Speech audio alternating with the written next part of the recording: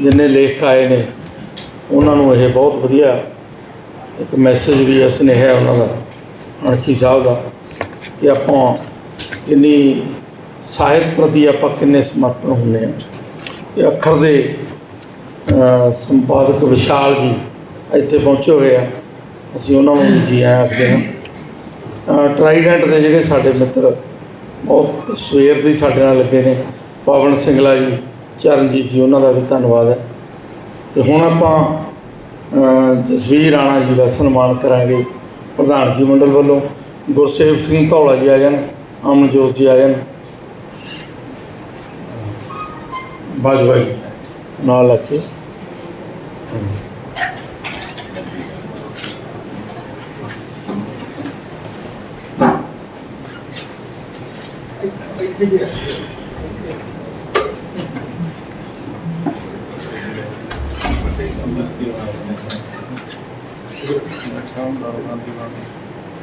क्रांतिपाल जी आ गए।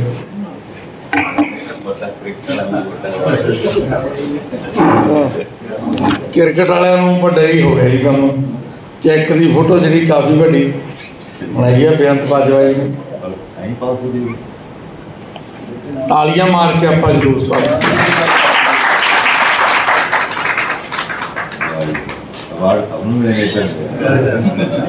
हाँ जी, बहुत बड़ी गल है, बधाई के पात्र ने जी जसवीर राणा जी, जिन्होंने बहुत खूबसूरत कहानियाँ लिखिया ने। एक जाल चिन्ह राम स्वरूप अणखी साहिब सभा वालों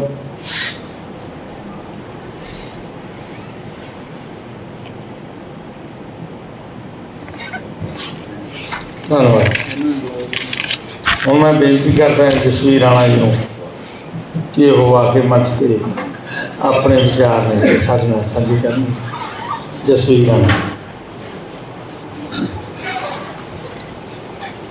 प्रधानगी मंडल विच बैठे मेरे बहुत ही सत्कारयोग कहानीकार, नावलकार दोस्तों, मेरे सामने बैठे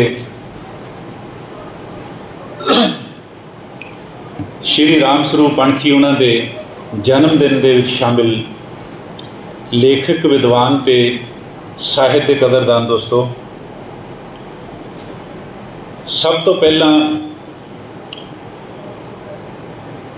जिहड़ी अणखी साहित्य सभा पिंड धौला तो है, मैं उसका इसलिए बहुत धन्यवाद करदा कि उन्होंने अपने पिंड दे, साडे पंजाबी दे, पंजाब दे,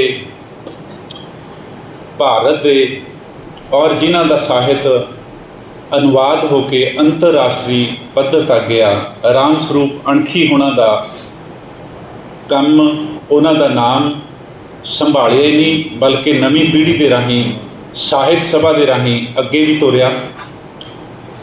इस काम के लिए, इस कारज लिए वो विशेष तौर के उत्ते बधाई के हकदार ने।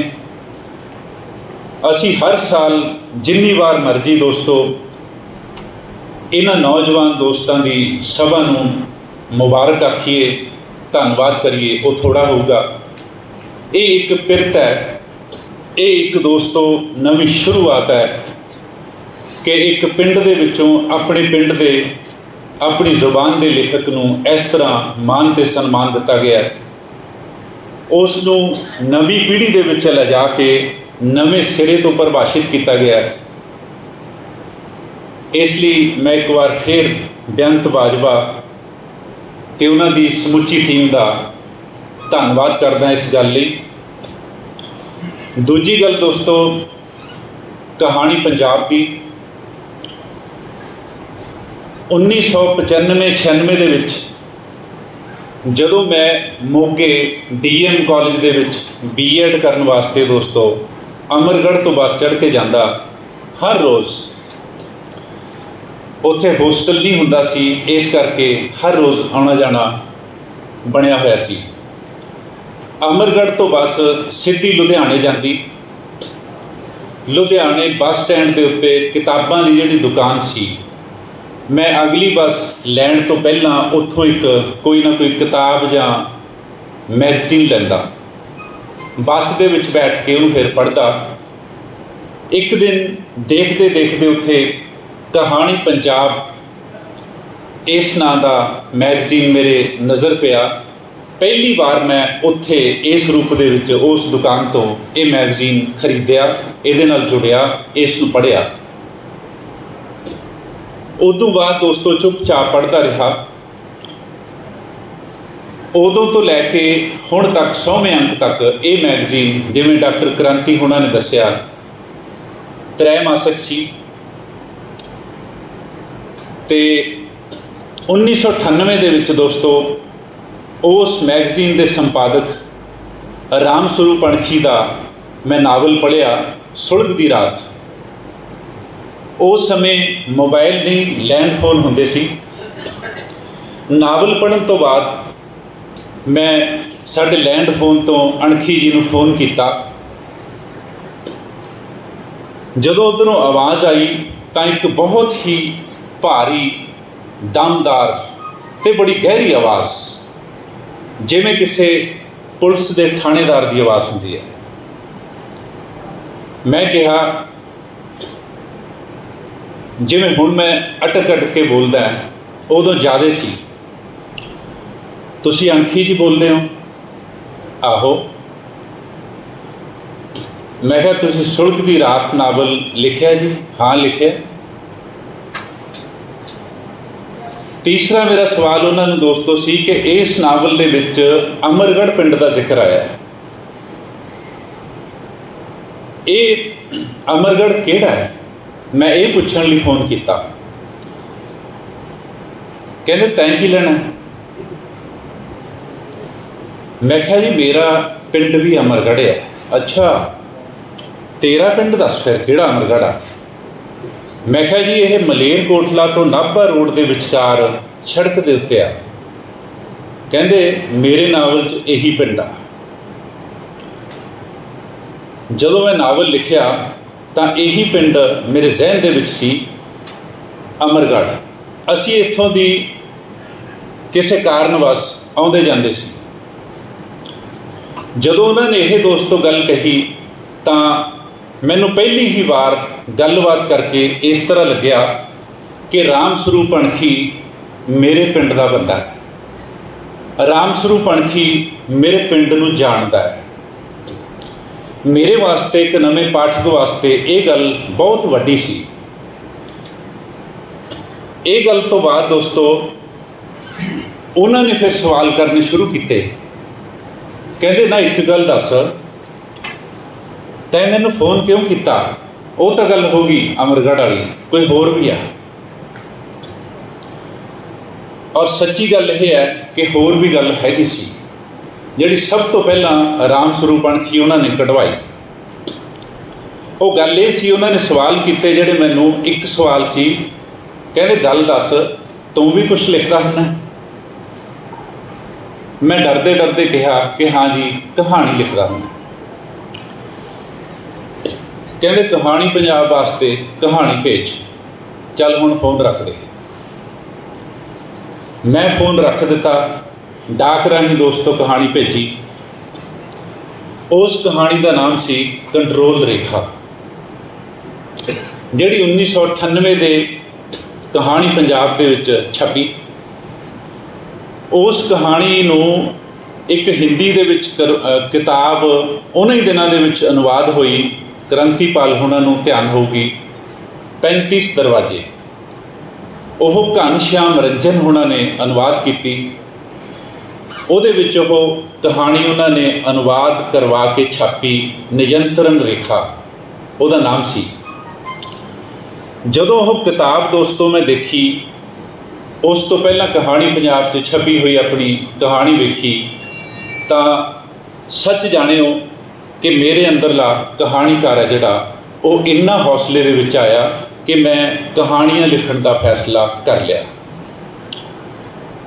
मैनू कहानी लिखनी लाउण दे विच ये छोटी जी गल का बहुत वड्डा रोल है। राम स्वरूप अणखी दोस्तों ਹਰੇਕ ਬੰਦੇ ਨੂੰ, ਨਵੇਂ ਲੇਖਕ ਨੂੰ ਪੁੱਤ ਵਾਂਗ ਬੁਲਾਉਂਦੇ ਸੀ, ਸੰਭਾਲਦੇ ਸੀ ਤੇ ਫਿਰ ਪਾਲਦੇ ਸੀ। ਬੂਟਾ ਸਿੰਘ ਚੌਹਾਨ ਉਹਨਾਂ ਨੇ ਜਿਵੇਂ ਗੱਲ ਕੀਤੀ ਹੈ ਕਿ ਇੱਕ ਬਹੁਤ ਵੱਡੀ ਕਹਾਣੀਕਾਰਾਂ ਦੀ ਕਤਾਰ ਹੈ ਜਿਹੜੀ, ਕੜਿਆਲਵੀ ਵੀ ਬੈਠਾ ਜਿਹਦੇ ਵਿੱਚ ਮਾਨਖੇੜਾ ਵੀ ਹੈ, ਬੇਦੀ ਵੀ ਹੈ। ਉਹ ਕਤਾਰ ਦੋਸਤੋ ਅੱਜ ਭਰਪੂਰ ਫਸਲ ਹੈ। ਭੋਲਾ ਸਿੰਘ ਸੰਘੇੜਾ ਵੀ ਹੈ। ਅਣਖੀ ਸਾਹਿਬ ਨੇ ਕਿਤਾਬ ਵੀ ਐਡਿਟ ਕੀਤੀ ਸੀ, ਉਹਦਾ ਨਾਮ ਨਵੀਂ ਫਸਲ ਰੱਖਿਆ ਸੀ ਉਦੋਂ, ਜਿਹਦੇ ਵਿੱਚ ਉਸ ਸਮੇਂ ਦੇ ਨਵੇਂ ਕਹਾਣੀਕਾਰਾਂ ਨੂੰ ਉਹਨਾਂ ਨੇ ਐਡਿਟ ਕੀਤਾ ਸੀ।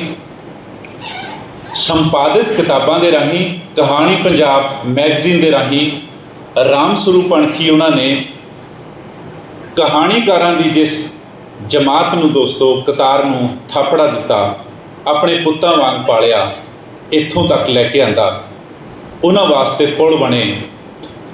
ਇਸ ਜ਼ਮਾਨੇ ਦੇ ਵਿੱਚ ਪੁਲ ਤੋੜਨ ਵਾਲੇ ਲੋਕਾਂ ਦੀ ਗਿਣਤੀ ਬਹੁਤ ਜ਼ਿਆਦਾ, ਕਿਸੇ ਵਾਸਤੇ ਉਸ ਪਾਰ ਲੈ ਜਾਣ ਵਾਸਤੇ ਪੁਲ ਦੀ ਉਸਾਰੀ ਕਰਨ ਵਾਲੇ ਲੋਕਾਂ ਦੀ ਗਿਣਤੀ ਬਹੁਤ ਘੱਟ ਆ।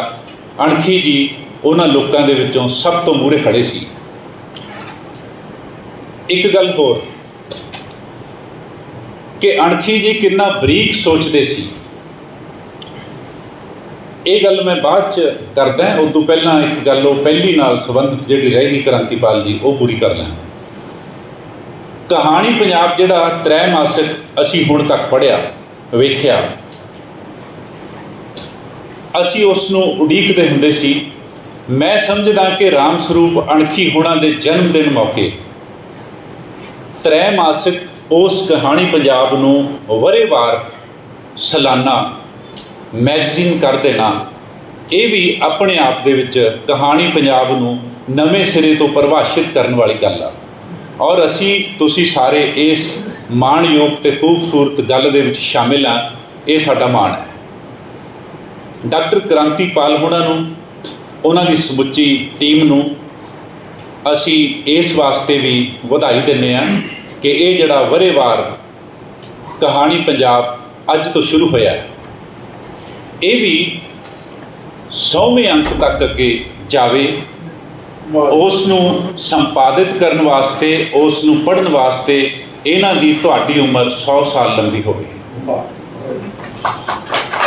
ਔਰ ਦੋਸਤੋ, ਇਸ ਤੋਂ ਅਗਲੀ ਗੱਲ ਕਿ ਰਾਮ ਸਰੂਪ ਅਣਖੀ ਕਿੰਨਾ ਬਰੀਕ ਸੋਚਦੇ ਸੀ। ਇੱਕ ਵੱਡਾ ਲੇਖਕ ਛੋਟੀ ਜਿਹੀ ਗੱਲ ਨੂੰ ਕਿਵੇਂ ਬਹੁਤ ਹੀ ਬਰੀਕ ਜਾ ਕੇ ਸੋਚਦਾ, ਇੱਕ ਮਿਸਾਲ ਉਹਦੀ ਦਿੰਦਾ। ਮੈਂ ਕਹਾਣੀ ਪੰਜਾਬ ਨੂੰ ਕਹਾਣੀ ਭੇਜੀ, ਮੈਂ ਧਰਮ ਸੰਕਟ ਵਿੱਚ ਹਾਂ। ਉਸ ਕਹਾਣੀ ਦੇ ਵਿੱਚ ਦੋਸਤੋ ਭੇਜਣ ਤੋਂ ਬਾਅਦ ਮੈਂ ਕੁਝ ਸੋਧ ਕੀਤੀ। ਰਾਮ ਸਰੂਪ ਅਣਖੀ ਉਹਨਾਂ ਨੂੰ ਫੋਨ ਕੀਤਾ, ਮੈਂ ਕਿਹਾ ਜੀ ਮੈਂ ਕਹਾਣੀ ਦੇ ਵਿੱਚ ਸੋਧ ਕੀਤੀ ਹੈ ਅਤੇ ਉਹ ਤੁਹਾਨੂੰ ਐਡ ਕਰਾਉਣੀ। ਉਹਨਾਂ ਨੇ ਜਿਹੜਾ ਜਵਾਬ ਦਿੱਤਾ ਦੋਸਤੋ ਕਮਾਲ ਦਾ ਸੀ। ਕਹਿੰਦੇ ਕੀ ਕਰਾਉਣੀ ਹੈ?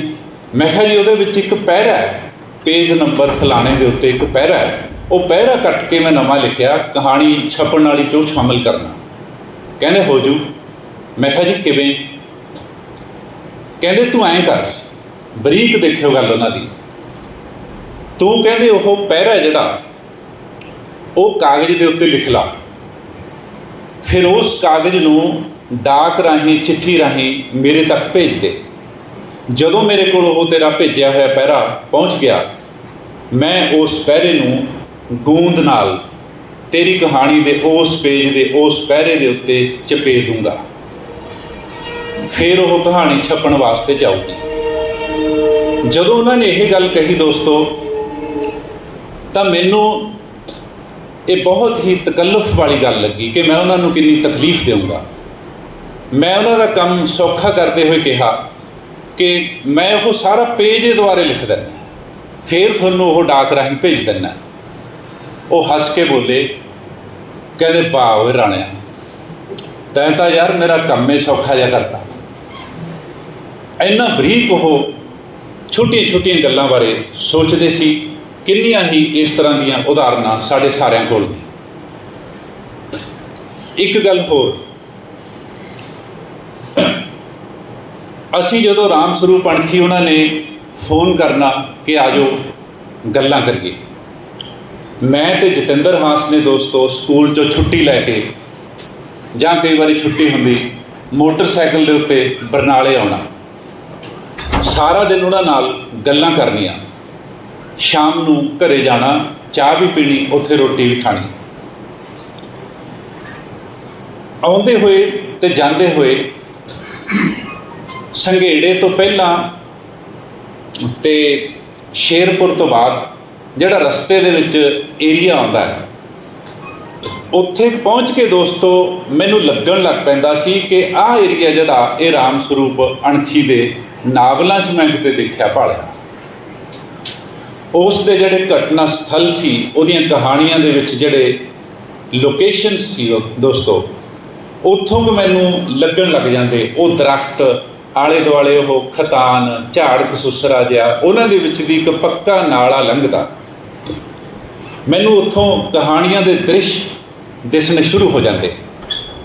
ਅੱਜ ਜਦੋਂ ਦੋਸਤੋ ਮੈਂ ਇਕੱਲਾ ਹੀ ਇੱਥੇ ਵਾਸਤੇ ਆ ਰਿਹਾ ਸੀ ਤਾਂ ਰਾਹ ਦੇ ਵਿੱਚ ਉੱਥੇ ਆ ਕੇ ਜਦੋਂ ਮੈਂ ਸਾਈਡ 'ਤੇ ਨਜ਼ਰ ਮਾਰੀ, ਉਹ ਦਰਖਤਾਂ ਵੱਲ, ਉਹ ਖਤਾਨਾਂ ਵੱਲ, ਉਹ ਪੱਕੇ ਨਾਲਾ ਜਿਹੜਾ ਦਿਸਦਾ ਸੀ ਉਹਦੇ ਵੱਲ, ਫਿਰ ਮੈਂ ਸਾਹਮਣੇ ਦੇਖਣ ਲੱਗਿਆ। ਮੈਨੂੰ ਇਸ ਤਰ੍ਹਾਂ ਮਹਿਸੂਸ ਹੋਇਆ ਜਿਵੇਂ ਪਿੱਛੋਂ ਕਿਸੇ ਨੇ ਮੇਰੇ ਮੋਢੇ ਦੇ ਉੱਤੇ ਹੱਥ ਰੱਖਿਆ ਹੋਵੇ ਤੇ ਕਿਹਾ ਹੋਵੇ ਕਿ ਰਾਣਿਆ, ਅੱਜ ਤੂੰ ਮੇਰੇ ਨਾਮ ਦਾ ਅਵਾਰਡ ਲੈਣ ਚੱਲਿਆ, ਤੈਨੂੰ ਮੁਬਾਰਕ ਹੋਵੇ ਪੁੱਤ। ਇਹ ਗੱਲ ਦੋਸਤੋ ਇਕੱਲੇ ਨੂੰ ਮੈਨੂੰ ਖਾਮੋਸ਼ ਰੂਪ ਦੇ ਵਿੱਚ ਸੁਣਾਈ ਦਿੱਤੀ। ਉਹ ਅਹਿਸਾਸ ਇੱਥੇ ਵੀ ਮੇਰੇ ਨਾਲ ਹੈ ਹੁਣ ਵੀ, ਔਰ ਹਮੇਸ਼ਾ ਉਹ ਰਹੂਗਾ। ਰਾਮ ਸਰੂਪ ਅਣਖੀ ਹੁਣਾਂ ਦੇ ਨਾਮ ਦੇ ਉੱਤੇ ਜਿਹੜਾ ਇਹ ਅਵਾਰਡ ਸ਼ੁਰੂ ਕੀਤਾ ਗਿਆ ਹੈ, ਜਦੋਂ ਵੀ ਇਹ ਕਿਸੇ ਨੂੰ ਮਿਲਦਾ ਹੈ ਤਾਂ ਉਸ ਨੂੰ ਨਵੇਂ ਤੇ ਤਾਜ਼ੇ ਅਹਿਸਾਸਾਂ ਦੇ ਨਾਲ ਦੋਸਤੋ ਲੱਦ ਕੇ ਤੋਰਦਾ ਹੈ। ਜਿਵੇਂ ਬੂਟਾ ਸਿੰਘ ਚੌਹਾਨ ਉਹਨਾਂ ਨੇ ਕਿਹਾ ਕਿ ਹੁਣ ਜ਼ਿਆਦਾ ਕਹਾਣੀਆਂ ਲਿਖੀ, ਨਿਸ਼ਚਿਤ ਤੌਰ 'ਤੇ ਅਸੀਂ ਉਨੀਆਂ ਤਾਂ ਨਹੀਂ, ਕਿਉਂਕਿ ਸਾਡੀ ਸੀਮਾ ਤੇ ਸਮਰੱਥਾ ਉਦੋਂ ਬਹੁਤ ਘੱਟ ਆ, ਇਸ ਦੇ ਵਿੱਚ ਕੋਈ ਦੋ ਰਾਇਆ ਨਹੀਂ। ਅਸੀਂ ਕੋਸ਼ਿਸ਼ ਕਰਾਂਗੇ ਦੋਸਤੋ ਸਾਰੇ ਕਹਾਣੀਕਾਰ, ਨਾਵਲਕਾਰ, ਕਿ ਵੱਧ ਕਹਾਣੀਆਂ ਪਹਿਲਾਂ ਨਾਲੋਂ ਲਿਖਣ ਦੀ ਕੋਸ਼ਿਸ਼ ਕਰੀਏ। ਸਾਨੂੰ ਉਹਨਾਂ ਦਾ ਮੋਢੇ 'ਤੇ ਰੱਖਿਆ ਹੱਥ ਇਹ ਅਵਾਰਡ ਹੈ ਜਿਹੜਾ ਇੰਨੀ ਕੁ ਤੌਫੀਕ ਵੀ ਬਖਸ਼ੇ ਔਰ ਸ਼ਕਤੀ ਵੀ ਦੇਵੇ। ਮੇਰੀ ਆਖਰੀ ਗੱਲ ਦੋਸਤੋ, ਅਣਖੀ ਮੈਗਜ਼ੀਨ ਰਿਲੀਜ਼ ਹੋਊਗਾ ਬੇਅੰਤ? ਨਹੀਂ ਪਹੁੰਚਿਆ ਨਹੀਂ ਕਿਸੇ ਫੋਨ ਛਪ ਗਿਆ। ਠੀਕ ਹੈ, ਚਲੋ ਜਦੋਂ ਵੀ ਉਹ ਰਿਲੀਜ਼ ਹੋਊਗਾ ਤਾਂ ਤੁਸੀਂ ਮੈਂ ਜਿਹੜੀ ਹੁਣ ਗੱਲ ਕਹਿਣ ਲੱਗਿਆ ਉਸ ਨੂੰ ਯਾਦ ਕਰ ਲਿਓ। ਦਰਸ਼ਨ ਜੋਗਾ ਹੋਣਾ ਨੇ, ਭੁਪਿੰਦਰ ਸਿੰਘ ਬੇਦੀ ਨੇ ਵੀ ਪਹਿਲਾਂ ਗੱਲ ਸਾਂਝੀ ਕੀਤੀ ਕਿ ਜਦੋਂ ਅਣਖੀ ਉਹਨਾਂ ਦੀ ਡਿਊਟੀ ਲਾਈ ਗਈ ਕਿ ਤੂੰ ਉਹ ਮੈਗਜ਼ੀਨ ਜਿਹੜਾ ਆਪਾਂ ਨੇ ਕੱਢਣਾ ਵਿਦਿਆਰਥੀਆਂ ਨੇ, ਅਣਖੀ, ਉਸ ਦੀ ਮਸ਼ਹੂਰੀ ਕਰ। ਰਾਮ ਸਰੂਪ ਅਣਖੀ ਨੇ ਦੋਸਤੋ ਹੱਥ ਦੇ ਵਿੱਚ ਕੋਲਾ ਲੈ ਕੇ, ਮੈਂ ਕੋਲਾ ਹੀ ਪੜ੍ਹਿਆ, ਕੰਧਾਂ ਦੇ ਉੱਤੇ ਲਿਖਣਾ ਸ਼ੁਰੂ ਕੀਤਾ ਕਿ ਪੰਜਾਬੀ ਦਾ ਨਵਾਂ ਮੈਗਜ਼ੀਨ ਛਪ ਕੇ ਆ ਰਿਹਾ ਹੈ, ਅਣਖੀ। ਅਸੀਂ ਸਾਰੇ ਜਾਣਦੇ ਹਾਂ ਕਿੰਨੀ ਵਾਰ ਇਹ ਗੱਲ ਅਸੀਂ ਸੁਣੀ ਹੈ ਤੇ ਪੜ੍ਹੀ ਆ ਕਿ ਉਹ ਮੈਗਜ਼ੀਨ ਨਹੀਂ ਆਇਆ, ਉਹਦੇ ਕਾਰਨ ਆਪਣੇ ਸੀ, ਪਰ ਉਸ ਮੈਗਜ਼ੀਨ ਦਾ ਨਾਮ ਸੀ ਜਿਹੜਾ ਅਣਖੀ, ਉਹ ਹਮੇਸ਼ਾ ਵਾਸਤੇ ਰਾਮ ਸਰੂਪ ਅਣਖੀ ਦੇ ਨਾਮ ਨਾਲ ਤਖੱਲਸ ਬਣ ਕੇ ਜੁੜ ਗਿਆ। ਇਹ ਇੱਕ ਬਹੁਤ ਹੀ ਵੱਡੀ ਗੱਲ ਆ। ਉਹ ਨਾਮ ਜਿਹੜਾ ਅਣਖੀ ਸੀ ਦੋਸਤੋ, ਉਸ ਦਾ ਵੀ ਬਹੁਤ ਵੱਡਾ ਰੋਲ ਸੀ ਕਿ ਅਣਖੀ ਹੁਣੀ ਇੰਨਾ ਲਿਖ ਪਾਏ, ਇੰਨਾ ਪੜ੍ਹ ਪਾਏ ਤੇ ਇੰਨੀ ਦੂਰ ਤੱਕ ਚੱਲ ਪਾਏ। ਨਾਮਾਂ ਦੀ ਇੱਕ ਤਸੀਰ ਹੁੰਦੀ ਹੈ, ਜਿਹਦੇ ਨਾਲ ਉਹ ਜੁੜ ਜਾਂਦਾ, ਉਹ ਤਸੀਰ ਉਹਦੀ ਸੁਰਤ ਦੇ ਵਿੱਚ ਟਿਕ ਜਾਂਦੀ ਹੈ। ਰਚਨਾ ਜਦੋਂ ਬਾਹਰ ਆਉਂਦੀ ਹੈ ਤਾਂ ਉਹਦਾ ਫਲੇਵਰ ਹੋਰ ਹੁੰਦਾ। ਰਾਮ ਸਰੂਪ ਅਣਖੀ ਉਹਨਾਂ ਦੀਆਂ ਰਚਨਾਵਾਂ ਦੇ ਵਿੱਚੋਂ ਮੈਂ ਉਸ ਨਾਮ ਦੀ ਤਸੀਰ ਨੂੰ ਵੀ ਦੋਸਤੋ ਅਕਸਰ ਲੱਭਿਆ। ਜਦੋਂ ਉਹ ਮੈਗਜ਼ੀਨ ਛਪ ਕੇ ਜਿਹੜਾ ਆ ਗਿਆ, ਇੱਥੇ ਪਹੁੰਚੂਗਾ, ਬੇਅੰਤ ਬਾਜਵਾ ਉਹਨਾਂ ਦੀ ਟੀਮ ਦਾ ਉਹ ਬਹੁਤ ਵੱਡਾ ਇੱਕ ਸਾਨੂੰ ਮਾਣਯੋਗ ਉਪਹਾਰ ਹੈ ਜਿਹੜਾ ਦਿੱਤਾ ਇਹਨਾਂ ਨੇ ਉਹਨਾਂ ਦੇ ਜਨਮ ਦਿਨ ਦੇ ਮੌਕੇ ਉੱਤੇ ਤੋਹਫਾ ਹੈ। ਜਦੋਂ ਉਹ ਮੈਗਜ਼ੀਨ ਰਿਲੀਜ਼ ਹੋਊਗਾ ਦੋਸਤੋ ਤਾਂ ਰਾਮ ਸਰੂਪ ਅਣਖੀ ਹੈ ਜਿਹੜਾ ਆਪਣੀਆਂ ਰਚਨਾਵਾਂ ਦੇ ਰਾਹੀਂ ਸਾਡੇ ਵਿੱਚ ਹਮੇਸ਼ਾ ਜ਼ਿੰਦਾ ਹੈ। ਜਦੋਂ ਉਹ ਮੈਗਜ਼ੀਨ ਇੱਥੇ ਮੰਚ ਦੇ ਉੱਤੇ ਰਿਲੀਜ਼ ਹੋ ਰਿਹਾ ਹੋਊਗਾ ਤਾਂ ਅਣਖੀ ਦੇ ਹੱਥ ਵਿੱਚ ਵੀ ਅਣਖੀ ਹੋਊਗਾ। ਰਾਮ ਸਰੂਪ ਅਣਖੀ ਦੇ ਹੱਥ ਵਿੱਚ ਵੀ ਅਣਖੀ ਨਾਂ ਦਾ ਮੈਗਜ਼ੀਨ ਹੋਊਗਾ। ਉਹ ਇੱਥੇ ਕਿਤੇ ਬੈਠਾ ਸਾਡੇ ਤੁਹਾਡੇ ਵਿੱਚ ਖੜਾ ਬੋਲਦਾ ਸੁਣਦਾ ਉਸ ਮੈਗਜ਼ੀਨ ਨੂੰ ਰਿਲੀਜ਼ ਹੁੰਦਾ ਹੋਇਆ ਵੇਖ ਰਿਹਾ ਹੋਊਗਾ। ਉਸ ਵਕਤ ਉਹਦੇ ਹੱਥ 'ਚ ਉਹ ਕੰਧ 'ਤੇ ਲਿਖਣ ਵਾਲਾ ਕੋਲਾ ਨਹੀਂ ਹੋਊਗਾ, ਉਹਦੇ ਹੱਥ ਵਿੱਚ ਅਣਖੀ ਦੇ ਇੱਕ ਅਣਖੀ ਹੋਊਗਾ। ਦੋਸਤੋ ਇਸ ਗੱਲ ਦੇ ਨਾਲ ਹੀ ਮੈਂ ਇੱਕ ਵਾਰ ਫਿਰ ਤੁਹਾਡਾ ਸਾਰਿਆਂ ਦਾ ਬਹੁਤ ਰਿਣੀ ਹਾਂ, ਬਹੁਤ ਸ਼ੁਕਰੀਆ। ਅਣਖੀ ਸਾਹਿਤ ਸਭਾ ਦਾ, ਇਹਨਾਂ ਦੀ ਸਮੁੱਚੀ ਟੀਮ ਦਾ ਬਹੁਤ ਬਹੁਤ ਸ਼ੁਕਰੀਆ ਦੋਸਤੋ। ਅਣਖੀ ਜੀ ਕਿਤੇ ਨਹੀਂ ਗਏ, ਉਹ ਇੱਥੇ ਕਿਤੇ ਨੇ ਸਾਡੇ ਤੁਹਾਡੇ ਵਿੱਚ। ਡਾਕਟਰ ਜਸਵਿੰਦਰ ਕੌਰ ਬੀਨੂ ਹੋਣਾ ਦੀ ਜਿਹੜੀ ਇਹਨਾਂ ਨੇ ਅਨੁਵਾਦ ਦੀ ਗੱਲ ਕੀਤੀ ਕਿ ਅਨੁਵਾਦ ਪੁਲ ਹੁੰਦਾ ਭਾਸ਼ਾਵਾਂ ਦੇ ਵਿੱਚ, ਅਸੀਂ ਤੁਰ ਕੇ ਇੱਧਰ ਉੱਧਰ ਆਉਣੇ ਜਾਂਦੇ ਹਾਂ, ਉਹ ਮੈਂ ਗੱਲ ਕਹਿਣੀ ਚਾਹੁੰਦਾ ਸੀ, ਇਸ ਲਈ ਮੈਂ ਉਹ ਗੱਲ ਕਹਿ ਰਿਹਾ। ਇਹਨਾਂ ਵੱਲੋਂ ਅਨੁਵਾਦ ਕੀਤੀ ਹੋਈ ਚਾਰਲੀ ਚੈਪਲਿਨ ਦੀ ਜਿਹੜੀ ਜੀਵਨੀ ਆ ਅਜ਼ੀਜ਼ ਦੇ ਵਿੱਚ ਮੈਂ ਉਹ ਲੜੀਵਾਰ ਪੜ੍ਹਦਾ। ਬਹੁਤ ਬਹੁਤ ਸ਼ੁਕਰੀਆ।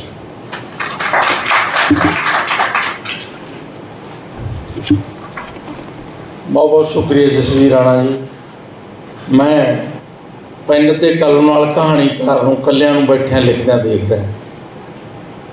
ਇਹ ਆਮ ਹੀ ਕਹਾਣੀਕਾਰ ਲਿਖਦੇ ਨੇ, ਪਰ ਮੰਚ 'ਤੇ ਉਸ ਵਿਧਾ ਨੂੰ, ਉਸ ਕਲਪੀ ਵਿਧਾ ਨੂੰ ਆਪਣੇ ਭਾਸ਼ਣ ਦੇ ਵਿੱਚ ਲੈ ਕੇ ਆਉਣ, ਉਹ ਜਸਵੀਰ ਰਾਣਾ ਜੀ ਦੇ ਹਿੱਸੇ। ਹਮੇਸ਼ਾ ਹੀ ਕਹਾਣੀਕਾਰ ਰਹਿੰਦੇ ਨੇ। ਹਾਂ, ਅਤੇ ਇਹਨਾਂ ਨੇ ਜਿਵੇਂ ਉਹ ਗੱਲ ਨੂੰ ਪੇਸ਼ ਕੀਤਾ ਹੈ ਰਸਤੇ ਨੂੰ, ਉਹਨੇ ਵਾਕਈ ਆਪਾਂ ਨੂੰ ਭਾਵੁਕ ਵੀ ਕੀਤਾ ਅਤੇ ਉਹ ਗੱਲ ਨੂੰ ਇਹ ਗੱਲ ਮੈਂ ਵੀ ਕਈ ਵਾਰ ਮਹਿਸੂਸ ਕੀਤੀ ਹੈ। ਮੈਂ ਕ੍ਰਾਂਤੀਪਾਲ ਜੀ ਨਾਲ ਗੱਲ ਸਾਂਝੀ ਕਰੀ ਹੈ ਇਕੱਲੇ ਬੈਠ ਕੇ, ਵੀ ਮੈਨੂੰ ਵੀ ਲੱਗਦਾ ਹੁੰਦਾ ਵੀ ਅਣਖੀ ਜੀ ਮੇਰੇ ਕੋਲ ਕਿਤੇ ਆਏ ਨੇ। ਉਵੇਂ ਜਿਵੇਂ ਇਹ ਹੁੰਦਾ ਹੈ ਬੰਦੇ ਦੇ ਮਨ ਦੇ ਅੰਦਰ, ਜਿਹੜੀ ਅਵਚੇਤਨ ਮਨ 'ਚ ਜਿਹੜੀ ਗੱਲ ਹੁੰਦੀ ਹੈ ਕੋਈ, ਉਹ ਆਪਾਂ ਨੂੰ ਭਾਵੇਂ ਉਹ ਦਿਖਦੀ ਨਹੀਂ ਪਰ ਉਹ ਮਹਿਸੂਸ ਹੁੰਦੀ ਹੈ। ਇਹ ਦੱਸੀ ਬਹੁਤ ਔਖੀ ਹੈ ਦੱਸਣੀ, ਇੱਕ ਕਹਾਣੀਕਾਰ ਹੀ ਉਸ ਨੂੰ ਆਪਣੇ ਸ਼ਬਦਾਂ ਰਾਹੀਂ ਜਸਵੀਰ ਰਾਣਾ ਦੱਸ ਗਿਆ। ਬਹੁਤ ਬਹੁਤ ਧੰਨਵਾਦ। ਅਤੇ ਹੁਣ ਮੈਂ ਇਸ ਪ੍ਰੋਗਰਾਮ ਦੇ ਅੰਤਿਮ ਪੜਾਅ ਵੱਲ ਚੱਲਿਆ ਹੋਇਆ, ਪਰ ਸਾਡੇ ਬਹੁਤ ਸਾਰੇ ਕਹਾਣੀਕਾਰ ਜਿਹੜੇ ਬੋਲਣ ਵੱਲੋਂ ਰਹਿ ਗਏ ਨੇ, ਮੈਂ ਉਹਨਾਂ ਦੇ ਨਾਂ, ਇੱਕ ਤਾਂ ਸਾਡੇ ਆਗਾਜ਼ ਵੀਰ ਅਨੇਮਨ, ਗੁਰਮੀਤ ਆਰਫ, ਡਾਕਟਰ ਹਰੀਸ਼, ਉਹ ਵੀ ਸਾਡੇ ਵਿਚਕਾਰ ਨੇ, ਜਗਦੇਵ ਢਿੱਲੋਂ ਨਾਟਕਕਾਰ, ਡਾਕਟਰ ਜਸਵੀਰ ਕੌਰ। ਇਹਨਾਂ ਤੋਂ ਮੈਂ ਮਾਫੀ ਚਾਹੁੰਦਾ ਹੋਇਆ ਹੁਣ ਮੈਂ ਬੇਨਤੀ ਕਰੂੰਗਾ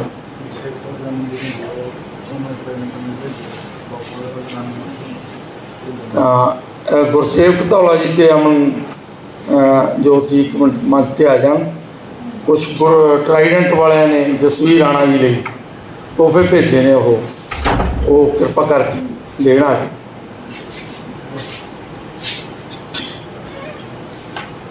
ਤੁਸੀਂ ਹਜੇ ਜਾਣਾ ਨਹੀਂ ਕਿਸੇ ਨੇ, ਸਾਰਿਆਂ ਵਾਸਤੇ ਜਿਹੜੇ ਟਰਾਈਡੈਂਟ ਵੱਲੋਂ ਕੁਝ ਗਿਫਟ ਨੇ ਉਹ ਸਾਰਿਆਂ ਨੂੰ ਦਿੱਤੇ ਜਾਣ।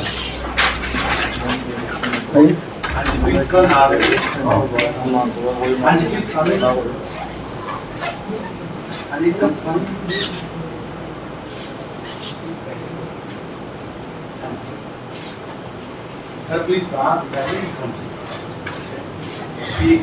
ਧੰਨਵਾਦ, ਸ਼ੁਕਰੀਆ।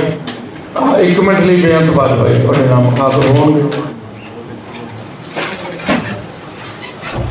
ਬਹੁਤ ਬਹੁਤ ਧੰਨਵਾਦ ਬੇਦੀ ਸਾਹਿਬ। ਸਮਾਂ ਲਗਭਗ ਆਪਣਾ ਸਮਾਪਤੀ ਵੱਲ ਹੈ ਅਤੇ ਬੜੇ ਤੁਸੀਂ ਪਿਆਰ ਨਾਲ ਸੁਣ ਰਹੇ ਹੋ। ਸਾਡੇ ਵਿਚਕਾਰ ਕਹਾਣੀਕਾਰ ਮੈਡਮ ਕੁਲਦੀਪ ਕੌਰ ਭੁੱਲਰ ਜੀ ਆਏ ਨੇ ਪਟਿਆਲੇ ਤੋਂ, ਮੈਂ ਉਹਨਾਂ ਨੂੰ ਜੀ ਆਇਆਂ ਆਖ ਦਾਂਗਾ। ਅਤੇ ਇਸ ਸੰਸਥਾ ਦਾ ਟਰਾਈਡੈਂਟ ਗਰੁੱਪ ਸੰਘੇੜਾ ਦਾ ਮੈਂ ਧੰਨਵਾਦੀ ਹਾਂ, ਜਿਨ੍ਹਾਂ ਨੇ ਸਾਨੂੰ ਇਸ ਸਮਾਗਮ ਲਈ ਜਗ੍ਹਾ ਵੀ ਦਿੱਤੀ ਹੈ। ਤੇ ਹਰ ਸਾਲ ਉਹ ਸਾਨੂੰ ਜਦੋਂ ਇੱਥੇ ਮਾਨਯੋਗ ਸੰਦੀਪ ਗੋਇਲ ਜੀ SSP ਸਾਹਿਬ ਸਨ ਤਾਂ ਉਹਨਾਂ ਦੇ ਥਰੂ ਸਾਡੇ ਕੋਲ ਇੱਕ ਪਹਿਲੀ ਵੀ ਸਪਾਂਸਰ ਦੇ ਤੌਰ ਤੇ ਪਹੁੰਚੀ ਸੀ ਸਹਾਇਤਾ 1 ਲੱਖ ਰੁਪਇਆ ਸਾਡੀ ਸਭਾ ਨੂੰ ਟਰਾਈਡੈਂਟ ਗਰੁੱਪ ਵੱਲੋਂ ਦਿੱਤਾ ਗਿਆ ਸੀ। ਤੇ ਉਹਦੇ ਵਿੱਚ ਨੈਕਸਟ ਟਾਈਮ ਤੋਂ ਜਿਹੜਾ ਟਰਾਈਡੈਂਟ ਸੰਸਥਾ ਨੇ ਕਿਹਾ ਹੈਗਾ ਸਾਨੂੰ ਵੀ ਹਰ ਸਾਲ ਅਣਖੀ ਸਾਹਿਬ ਦੀ ਵਰਸੀ ਦੇ 2 ਲੱਖ ਰੁਪਇਆ ਤੁਹਾਨੂੰ ਜਿਹੜੀ ਸਭਾ ਨੂੰ ਉਹ ਦਿੱਤਾ ਜਾਇਆ ਕਰੂਗਾ। ਤੇ ਦੂਸਰੀ ਵਾਰ ਉਹਨਾਂ ਨੇ ਫੇਰ ਆਖਰ ਦੇ ਵਿੱਚ ਸਾਨੂੰ ਉਹੀ ਗੱਲ ਕਹੀ ਹੈ ਵੀ ਤੁਸੀਂ ਭਵਨ ਲਈ ਕੋਈ ਜਗ੍ਹਾ ਦੇਖ ਲਓ ਵੀ ਅਸੀਂ ਤੁਹਾਨੂੰ ਜਿਹੜਾ ਜਿੰਨਾ ਵੀ ਖਰਚ ਉਹ ਭਵਨ ਬਣਾਉਣ ਦਾ ਉਹ ਅਸੀਂ ਦੇਵਾਂਗੇ। ਸੋ ਮੈਂ ਰੁਪਿੰਦਰ ਜੀ ਨਾਲ ਸਵੇਰੇ ਗੱਲ ਹੋਈ ਸੀ ਵੀ ਇਸ ਵਾਰ ਅਸੀਂ 1.5 ਸਾਲ ਲੰਘ ਗਿਆ ਕਰੋਨਾ ਕਰਕੇ ਵੀ ਹੁਣ ਅਸੀਂ ਜਗ੍ਹਾ ਉਹ ਜ਼ਰੂਰ ਲੱਭ ਕੇ ਉਹਨਾਂ ਨੂੰ ਦੇਵਾਂਗੇ ਤਾਂ ਜੋ ਅਣਖੀ ਸਾਹਿਬ ਦੇ ਨਾਮ 'ਤੇ ਉਹ ਭਵਨ ਬਣ ਸਕੇ। ਇਸ ਤਰ੍ਹਾਂ ਕਿਸੇ ਸੰਸਥਾ ਦੀ ਮਦਦ ਲੈ ਕੇ ਇਹਨਾਂ ਤੋਂ ਹੀ ਆਪਾਂ AC ਲਵਾ ਲਾਂਗੇ, ਫਿਰ ਉੱਥੇ ਵਧੀਆ ਪ੍ਰੋਗਰਾਮ ਆਪਾਂ ਹੋਰ ਇਸੇ ਤਰ੍ਹਾਂ ਕਰਦੇ ਰਹਾਂਗੇ ਅਤੇ ਸਾਹਿਤ ਦੀਆਂ ਜਿਹੜੀਆਂ ਗੱਲਾਂ ਨੇ ਉਹ ਚੱਲਦੀਆਂ ਰਹਿਣਗੀਆਂ। ਬਹੁਤ ਬਹੁਤ ਸ਼ੁਕਰੀਆ ਸਾਰੇ ਹੀ ਦੋਸਤਾਂ ਮਿੱਤਰਾਂ ਦਾ। ਅਣਖੀ ਸਾਹਿਬ ਦਾ ਸੁਪਨਾ ਸੀ ਕਿ ਪੰਜਾਬੀ ਭਵਨ ਬਰਨਾਲੇ ਬਣੇ। ਬਹੁਤ ਵਾਰੀ ਕਹਿੰਦੇ ਹੁੰਦੇ, ਪਰ ਮੈਨੂੰ ਹੁਣ ਲੱਗਦਾ ਹੈ ਇਹ ਬਣ ਜੂਗਾ। ਨੌਜਵਾਨ ਮੁੰਡੇ ਮੂਹਰੇ ਲੱਗੇ ਨੇ ਅਤੇ ਜਿਸ ਤਰ੍ਹਾਂ ਨਾਲ ਇਹਨਾਂ ਨੇ ਆਪਣੇ ਲਿੰਕ ਬਣਾਏ ਹੋਏ ਆ ਸਾਰੇ, ਬਹੁਤ ਵਧੀਆ। ਇਹ ਮੈਨੂੰ ਉਮੀਦ ਹੈ ਕਿ ਇੱਕ ਕੰਮ ਜਿਹੜਾ ਇਸ ਤਰ੍ਹਾਂ ਚੱਲੂਗਾ।